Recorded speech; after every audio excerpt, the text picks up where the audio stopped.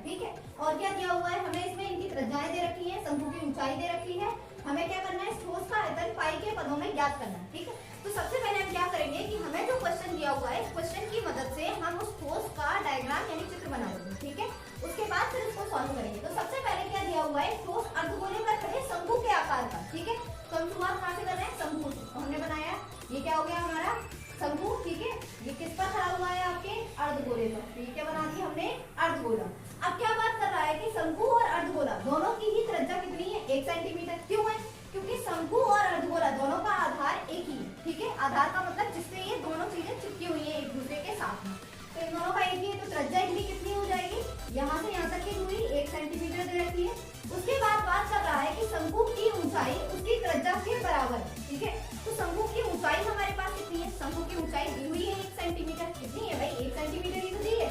तो इसकी ऊंचाई कितनी बन जाएगी, क्योंकि शंकु की ऊंचाई इसकी त्रिज्या के बराबर है, तो ये भी कितनी हो जाएगी, 1 सेंटीमीटर, ठीक है। तो सबसे पहले हम इसको सॉल्व करना चालू करेंगे और उसके लिए क्या करेंगे कि जो हमें दी हुई चीजें हैं उनको हम लिख लेंगे। तो क्या करेंगे, यहाँ पर हमें क्या क्या दिया हुआ है, सबसे पहले हमें दिया हुआ है अर्धगोले की त्रिज्या, ठीक है। मैं लिखेंगे अर्धगोले की त्रिज्या कितनी दी हुई है, अर्धगोले की त्रिज्या हमें 1 सेंटीमीटर। तो लिख देंगे यहाँ पर 1 सेंटीमीटर। उसके बाद हमें क्या दिया हुआ है, शंकु की त्रिज्या भी यही है, यहाँ से लिख लेंगे शंकु की त्रिज्या, ठीक है। शंकु की भी त्रिज्या कितनी दे रखी है आपको, वो भी 1 सेंटीमीटर दी हुई है। इसी प्रकार हमें क्या दिया हुआ है, शंकु की ऊंचाई, ठीक है। शंकु की ऊंचाई कौन सी है, ये वाली, और ये भी कितनी है आपकी, शंकु की त्रिज्या के बराबर यानी 1 सेंटीमीटर। यहाँ लिखेंगे हम शंकु की ऊंचाई, ठीक है। शंकु की ऊंचाई भी आपको कितनी है, 1 सेंटीमीटर। अब क्या करना है आपको इस ठोस का आयतन निकालना है। आयतन कैसे निकालेंगे हम, हमारे पास क्या चीजें हैं भाई, ठोस किससे बना हुआ है, एक शंकु से और एक अर्धगोले से। तो क्या करेंगे, एक शंकु का आयतन निकालेंगे, एक अर्धगोले का आयतन निकालेंगे। फिर क्या करेंगे, उन्हें दोनों को जोड़ देंगे। जोड़ने के बाद क्या होगा, हमें ठोस का आयतन मिल जाएगा। यहाँ लिखेंगे ठोस का आयतन, ठीक है। ठोस का आयतन कैसे निकालेंगे, क्या क्या चीजें हमारे पास, शंकु है, यहाँ लिखेंगे शंकु का आयतन प्लस क्या चीज है आपके पास, एक अर्धगोला, यहाँ लिखेंगे अर्धगोले का आयतन, ठीक है। अब क्या करेंगे, दोनों का सूत्र लगाएंगे। शंकु का आयतन होता है 1/3 पाई आर स्क्वायर एच। इसी प्रकार जो अर्धगोला है उसका आयतन होता है 2/3 पाई आर क्यूब, ठीक है।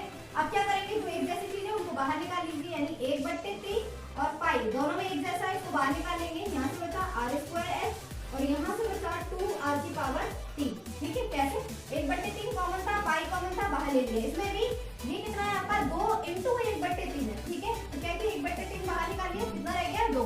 पाई भी बाहर आ गया, तो यहाँ से कितना रह गया, 2r की पावर 3। अब क्या करेंगे, इनकी वैल्यू लिख लेंगे, 1/3 पाई r की और h का मान रखेंगे। r का मान भी 1 दे रखा है, शंकु की ऊंचाई का मान भी 1 है, प्लस 2 और r यानी अर्धगोले की त्रिज्या वो भी आपको 1 दे रखी है, तो यहाँ पे अर्धगोले की त्रिज्या क्यूब। अब क्या करेंगे, 1 का गुणा 1 से करा देंगे, 2 का गुणा 1 से करा देंगे। ये क्या आ गया आपका 1/3 पाई चल जाता बाहर, ये क्या है, 1 का गुणा 1 से हुआ, 1 की पावर कुछ भी लगी क्यों ना हो, ठीक है। उसका आंसर हमेशा कितना आता है, 1 ही आता है, ठीक। तो यहाँ से 1 का स्क्वायर हुआ तो 1 का गुणा 1 से कराएंगे तो कितना बन जाएगा आपका 1। 2 का गुणा 1 से होगा तो वो कितना बन जाएगा, 2। ये कितना आ गया, 1 + 2। अब यहाँ से 1/3 पाई 2 और 1 को जोड़ दिया तो कितना बन गया आपका 3, ठीक है। अब इसमें जाएंगे, एक दूसरे से कट जाएंगे, ये क्या रहेगा आपका खाली पाई, ठीक है। आयतन निकाला है और यूनिट क्या थी, सेंटीमीटर, तो सेंटीमीटर आयतन के लिए क्यूब, और ये क्या हो जाता है आपका आंसर।